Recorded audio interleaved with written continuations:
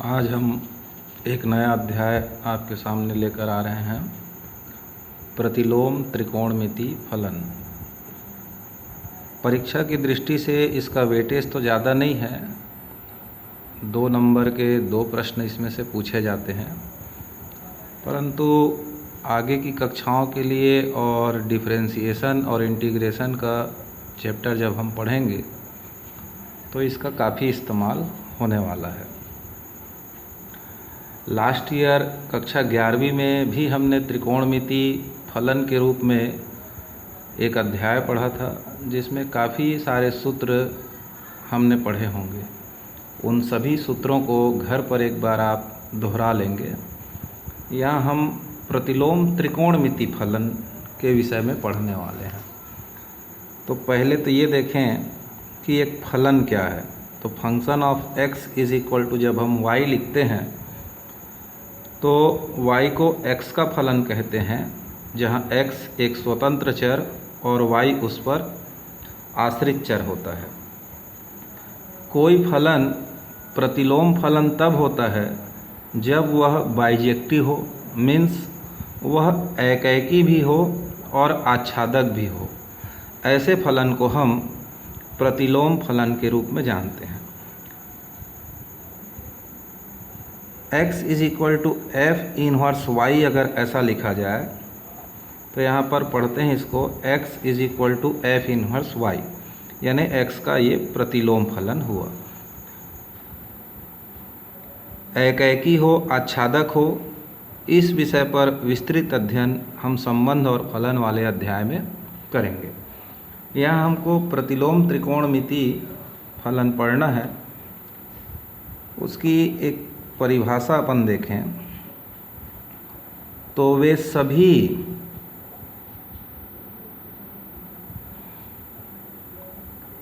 त्रिकोणमिति व्यंजक, वे सभी त्रिकोणमिति व्यंजक जो किसी कोण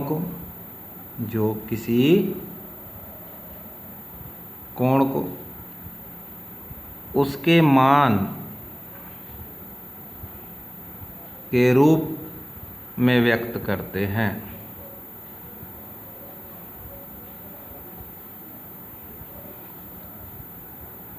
प्रतिलोम त्रिकोणमिति फलन कहलाते हैं।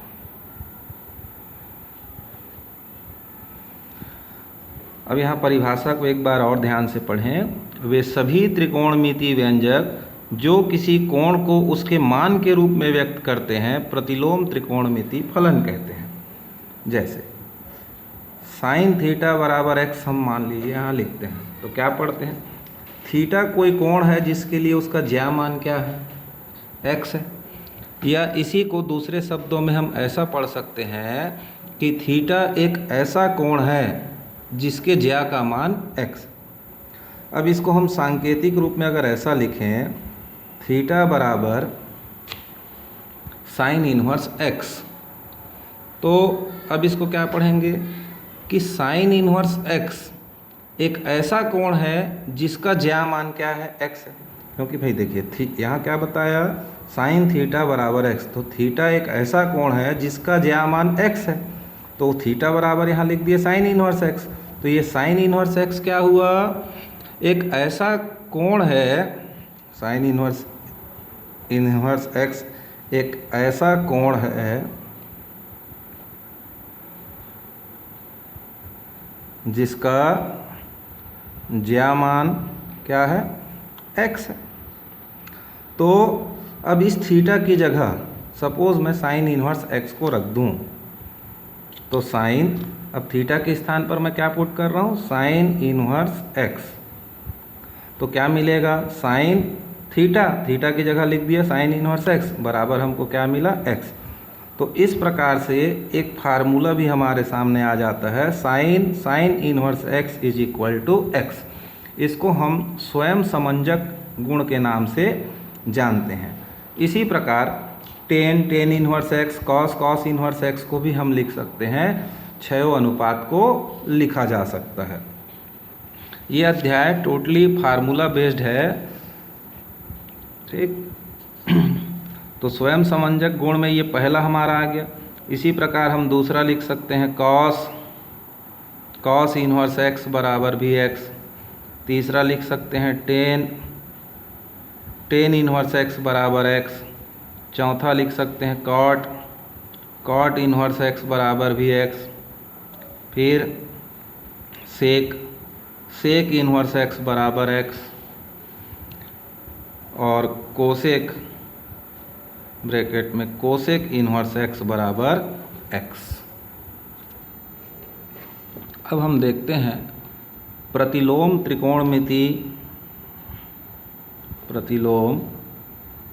त्रिकोणमिति फलन का मुख्य मान। तो हम जानते हैं, जैसे मान लीजिए साइन थीटा का ग्राफ हम खींचते हैं, तो एक ग्राफ यहाँ पर देखें तो इस प्रकार से ये 0 से स्टार्ट हो करके यूँ ऐसा चलता है। यहाँ 0 डिग्री है, हाईएस्ट यहाँ वैल्यू 1 होता है 90 डिग्री पर, 180 पर फिर 0 होता है, 270 पे -1 हो जाता है, 360 पे 0 हो जाता है। और ये यही नहीं रुकता, जैसे जैसे कोण का मान बढ़ता है ये ग्राफ भी हमारा इस प्रकार से चलते रहता है। तो हम ऐसा कह सकते हैं कि धन 1 जो है किसी एक मान के लिए प्राप्त नहीं होता। तो कुछ मान त्रिकोणमिति में ऐसे होते हैं जिसमें अनेक कोणों पर हमको वही मान प्राप्त होता है। तो वह कोण या वह मान जो सबसे छोटा हो उस त्रिकोणमिति अनुपात के लिए, उसे हम मुख्य मान के रूप में जानते हैं और उसे मुख्य मान कहते हैं। ठीक, जैसे मान लीजिए यहाँ पर थीटा बराबर जैसे साइन इन्वर्स 1/2 है, तो यहाँ पर 1/2 यहाँ पर भी मिल रहा है, यहाँ पर भी मिल रहा है, अर्थात 30 अंश पर भी मिल रहा है और 150 अंश पर भी मिलता है। तो 30 अंश में 1/2 मिल रहा है, 150 में भी 1/2 मिल रहा है। तो थीटा का कौन सा मान हम मुख्य मान कहेंगे? तो किसको कहना चाहिए? जो छोटा है, अर्थात 30 अंश को हम उसका क्या कहेंगे? मुख्य मान कहेंगे। तो मुख्य मान ज्ञात करना और उसके साथ व्यापक मान ज्ञात करना से संबंधित प्रश्न परीक्षा में पूछा जा सकता है। तो हमको एक चार्ट दिखा रहे हैं, इस चार्ट को थोड़ा सा आप ध्यान रखेंगे। वैसे तो आप सबको ये ज्ञात भी होगा कि एक फलन है हमारा sine inverse, cos inverse, tan inverse, sec, cosec और कॉट। इन सब का मुख्य मान शाखा क्या होगा? तो जैसे साइन इन्वर्स एक्स के लिए जो y है, अर्थात थीटा का मान जो होगा -π/2 से +π/2 के बीच होता है, क्योंकि इसी के बीच x का वैल्यू क्या होगा? -1 से 1। तो इस मुख्य मान शाखा चार्ट को आप थोड़ा सा याद कर लें और इसको नोट कर लेंगे, जिससे आपको सवाल बनाने में सहायता प्राप्त होगी। ठीक, अब एक क्वेश्चन लेते हैं अपन।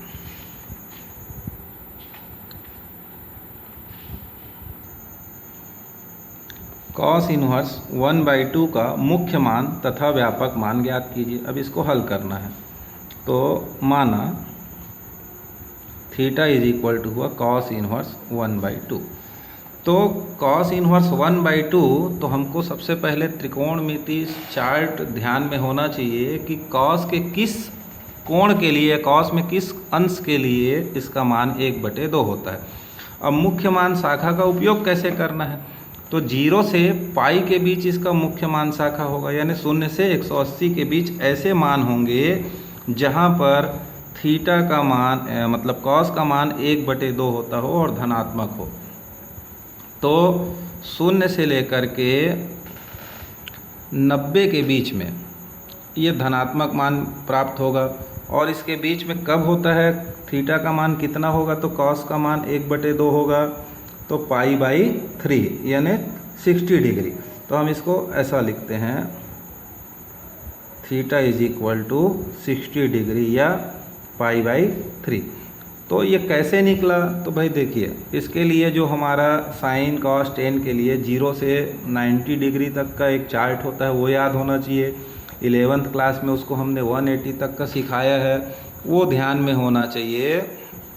तभी आप इसको लिख सकेंगे कि थीटा बराबर π/3 इसका क्या होगा? मुख्य मान होगा। टोटल मेमोरी पर आधारित इसको अपने को हल करना पड़ता है। तो ये मुख्य मान इसका हो गया π/3। अब व्यापक मान लिखना है, तो ये भी हम व्यापक हल, तो पिछली कक्षा 11वीं में हमने समीकरण और समीकरण का मुख्य हल और व्यापक हल सीखा था। उसमें 10 सूत्र हमने अध्ययन किया था। वहाँ आपको याद होगा cos थीटा बराबर cos अल्फ़ा लिखते हैं तो थीटा बराबर 2nπ प्लस माइनस अल्फ़ा लिखा जाता है। अब यहाँ वही अल्फ़ा कितने के बराबर है, π/3 के बराबर है। तो व्यापक मान जब लिखेंगे तो किसका लिख रहे हैं, cos इन्वर्स 1/2 का, तो इसका व्यापक मान हो जाएगा 2nπ प्लस माइनस π/3। इस प्रकार इसके मुख्य हल, मुख्य मान और व्यापक मान को हम लिख सकते हैं। इसके लिए ज़्यादातर हमको ध्यान में रखना होगा कि 0 से 80 डिग्री तक, 180 डिग्री तक सभी त्रिकोणमितीय अनुपात के व्यापक मान क्या होते हैं और उनका व्यापक हल क्या होता है, जो हमने पिछली कक्षा 11वीं में उसका अध्ययन किया है। एक बार उसको पलट करके घर पर आप अवश्य देख लें।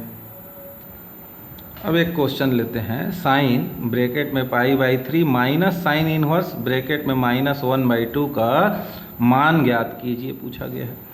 तो मान ज्ञात करने के लिए देखिए, साइन इन्वर्स -1/2, तो इसका मुख्य मान क्या होगा, तो इसके मुख्य मान के लिए बताया गया है -π/2 से +π/2 के बीच देखा जाता है। तो वैसे भी साइन में 1/2 30 अंश के लिए होगा, और चूंकि ये ऋणात्मक है तो ऋण 30 अंश के लिए होगा, तो -30 डिग्री को हम लिखेंगे -π/6। अब -π/6 लिख लिए, उसके बाद यहाँ इन्वर्स साइन नहीं है, साइन π/3 प्लस π/6, π/3 यानी 60 डिग्री और π/6 मतलब 30 डिग्री, तो टोटल हो जाता है 90 डिग्री। तो ये बन जाएगा साइन π/2, और साइन π/2 का वैल्यू हमको याद होना चाहिए, 1 होता है। इस प्रकार इसका वैल्यू देखेंगे बड़ा आसानी से हम निकाल सकते हैं। नेक्स्ट क्वेश्चन लेते हैं, साइन ब्रैकेट में cos इन्वर्स 3/5 का मान ज्ञात करना। अब इस मान को ज्ञात करने में दिक्कत यह है कि अंदर cos है, बाहर साइन है, दोनों एक जैसा होता तो साइन इन्वर्स थीटा से या x से सीधा x मिलता, परंतु बाहर अलग अंदर अलग है। तो इस cos इन्वर्स x को हमको साइन में परिवर्तित करना है। तो इसके लिए हल करने से पहले हमको देखें क्या करना होगा। तो माना cos inverse 3/5 is equal to theta ले लिए, तो ये हो जाएगा 3/5 is equal to cos theta. और cos थीटा का बेसिक फार्मूला हम जानते हैं, क्या फार्मूला होता है, आधार बटे कर्ण। अब हम पाइथागोरस प्रमेय का यदि प्रयोग करते हैं तो पाइथागोरस प्रमेय से लंब का वर्ग धन आधार का वर्ग बराबर हमारे पास आता है कर्ण का वर्ग। तो यहाँ आधार का वैल्यू कितना रख देंगे, 3, और कर्ण का वैल्यू रखेंगे 5। इसको सॉल्व करिए तो 5 पंचे 25 और 3 तिया 9, घटा दिए बचा 16, और 16 का वर्गमूल हुआ 4। अब हम अगर इसको साइन थीटा के लिए मान लिखना चाहें तो लंब बटे कर्ण यानी 4/5 हो जाएगा। इसलिए थीटा बराबर हम लिख सकते हैं साइन इन्वर्स 4/5। तो कॉस इन्वर्स 3/5 को हमने क्या माना था, थीटा, तो यहाँ पर थीटा की जगह लिख देंगे cos inverse 3/5 is equal to sine inverse 4/5।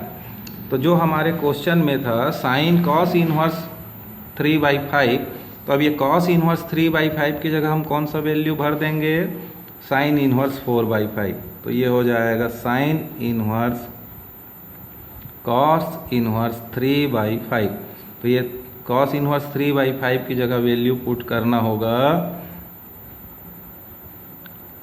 Sign inverse 4/5।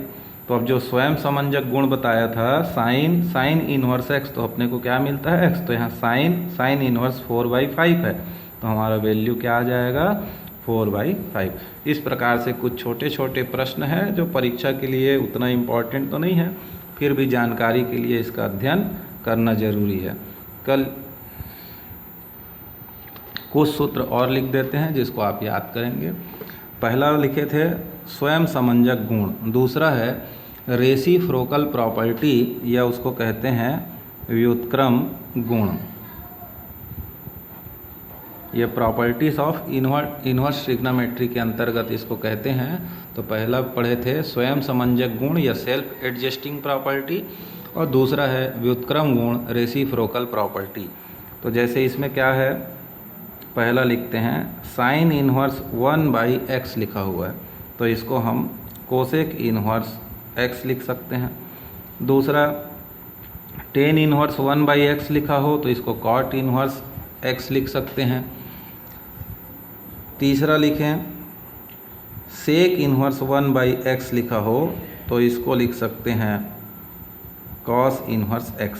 इसी प्रकार कॉस इन्वर्स 1/x होगा तो उसको सेक इन्वर्स 1/x लिख सकते हैं, कॉट इन्वर्स x होगा उसको टेन इन्वर्स 1/x लिख सकते हैं। तो परस्पर एक दूसरे में इसको बदल करके हम लिख सकते हैं, ये कहलाता है व्युत्क्रम गुण। इसके बाद आता है थर्ड प्रॉपर्टी जो है इसका, वो है कन्वर्सन प्रॉपर्टी। कन्वर्सन प्रॉपर्टी इसको बोलते हैं रूपांतरण गुण। ये बहुत महत्वपूर्ण है। प्रतिलोम त्रिकोणमिति के प्रश्न आपसे तभी बनेंगे जब कन्वर्सन प्रॉपर्टी आपको ठीक ढंग से याद हो। ठीक, इसको मैं लिख देता हूँ। जैसे एक sine inverse x is equal to होता है कॉस इन्वर्स 1 माइनस रूट के अंदर x²। फिर इसी का रूपांतरण होगा tan inverse x upon root के अंदर 1 माइनस x²। फिर होता है कॉट इन्वर्स रूट के अंदर 1 माइनस x² अपॉन x। अब कॉस को देखिए, साइन को किस में रूपांतरित कर दिए, कॉस में, टेन में, कॉट में। अब इसको मान लीजिए सेक में करना होगा तो कैसा हो जाएगा, sec inverse 1 minus x²। Sine को कोसेक में करना हो तो कोसेक इन्वर्स 1/x लिख सकते हैं। तो एक साइन इन्वर्स x को स्थिति अनुसार कॉस, टेन, कॉट, सेक, कोसेक में हम रूपांतरित कर सकते हैं। इसी प्रकार कॉस के लिए लिखें दूसरा कॉस इन्वर्स x को, तो रूट के अंदर साइन इन्वर्स 1 माइनस x²। अब साइन के बाद जैसे टेन में जाना है तो टेन इन्वर्स रूट के अंदर 1 माइनस x² अपॉन x। अब साइन टेन निकले, साइन के बाद हम इसको अगर कोसेक में कन्वर्ट करें तो कोसेक इन्वर्स रूट के अंदर 1 अपॉन रूट के अंदर 1 माइनस x²।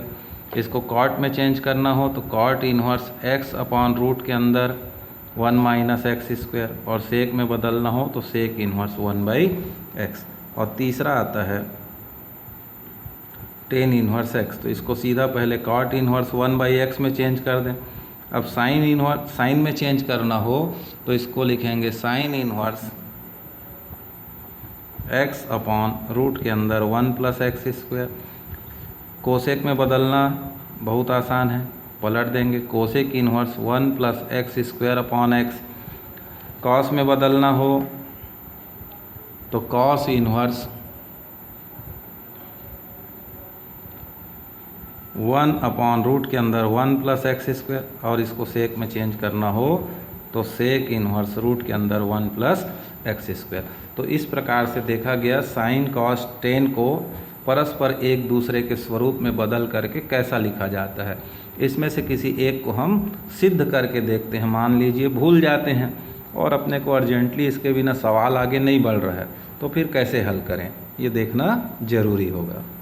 तो अपने पास अभी देखे पीछे साइन इन्वर्स x को कॉस, टेन, कॉट, सेक, कोसेक सभी के पदों में हमने रूपांतरित किया। अब मान लीजिए भूल जाते हैं और या इसको हल करना हो या प्रूफ करना हो तो मान लेंगे sine inverse x is equal to theta माना, तब x बराबर अपने पास हो जाता है साइन थीटा। अब हम जानते हैं कि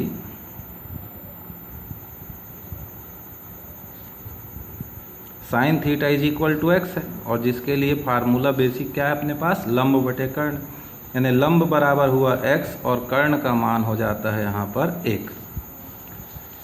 पाइथागोरस प्रमेय का इस्तेमाल कर लीजिए। पाइथागोरस प्रमेय से लंब का वर्ग धन आधार का वर्ग बराबर हो जाएगा कर्ण का वर्ग। तो लंब का मान यहाँ x है, आधार का मान ज्ञात करना है और कर्ण का मान 1 है। तो आधार का वर्ग बराबर आ गया 1 ऋण x का वर्ग, रूट लेंगे तो आधार बराबर आ गया root of 1 minus x square. अब हमको साइन इन्वर्स x को किस फॉर्म में चेंज करना है, तो वहाँ पर भूल गए तब की स्थिति में है, अभी सबको बता के देखते हैं।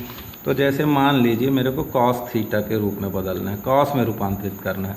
तो कॉस थीटा बराबर हम क्या लिखेंगे, आधार बटे कर्ण। आधार का मान हमारे पास क्या है, रूट के अंदर 1 माइनस एक्स स्क्वायर और कर्ण का मान 1 है। तो कॉस थीटा बराबर root of 1 minus x square लिख दिया। तो थीटा बराबर क्या हो जाएगा, cos inverse root of 1 minus x square हुआ। थीटा बराबर याद रखना, और थीटा हमारे पास क्या है, साइन इन्वर्स एक्स है। यानी हम कह सकते हैं sine inverse x equal to cos inverse root of 1 minus x square. मान लीजिए इसको टेन में चेंज करना हो तो टेन थीटा बराबर क्या होता है, लंब बटे कर्ण। तो लंब का मान यहाँ कितना था x, और tan theta is equal to लंब बटे आधार। तो लंब का मान x है और आधार का मान हमारे पास है रूट के अंदर 1 माइनस एक्स स्क्वायर। इसलिए थीटा इज इक्वल टू क्या लिख सकते हैं, tan inverse root x upon root of 1 minus x square. तो देखिए बस इतने ही में क्षयों को लिख सकते हैं। थीटा क्या है, साइन इनवर्स x। तो sine inverse x is equal to क्या हुआ, tan inverse x upon root of 1 minus x square. तो पीछे जो मैं रूपांतरण सूत्र लिखा था वो हम यहाँ इस प्रकार से लिख सकते हैं कि थीटा बराबर क्या था अपने पास, साइन इनवर्स x। अब थीटा बराबर यहाँ क्या लाए हो, cos inverse root of 1 minus x square. तो ये इसके बराबर लिख दिए, cos inverse root of 1 minus x square. फिर हम टेन थीटा बराबर लिखे तो थीटा बराबर हमको क्या मिला हुआ है, टेन इनवर्स। तो उसको लिख दीजिए tan inverse x upon root of 1 minus x square. तो साइन इनवर्स x को कॉस में चेंज कर दिए और टेन में चेंज कर दिए। अब बचा दो, तो व्युत्क्रम गुण से हम साइन इनवर्स x को क्या लिख सकते हैं, cosec inverse 1/x। Cos inverse root of 1 minus x square को ही व्युत्क्रम गुण से क्या लिख सकते हैं, सेक इनवर्स 1/रूट ऑफ 1 माइनस एक्स स्क्वायर। और सेम इसी प्रोसीजर से टेन इनवर्स x को क्या लिख सकते हैं, कॉट इनवर्स रूट के अंदर 1 minus x square upon x. तो इस प्रकार से देखेंगे कि साइन इनवर्स x को आपस में छयों रूपों में एक दूसरे में बदल करके लिखा जा सकता है। बाकी दो जो सूत्र हैं उसको घर पर आप बदल करके ट्राई करिए, अभ्यास करिए। नेक्स्ट क्लास में फिर आगे अपन पढ़ाएंगे आपको।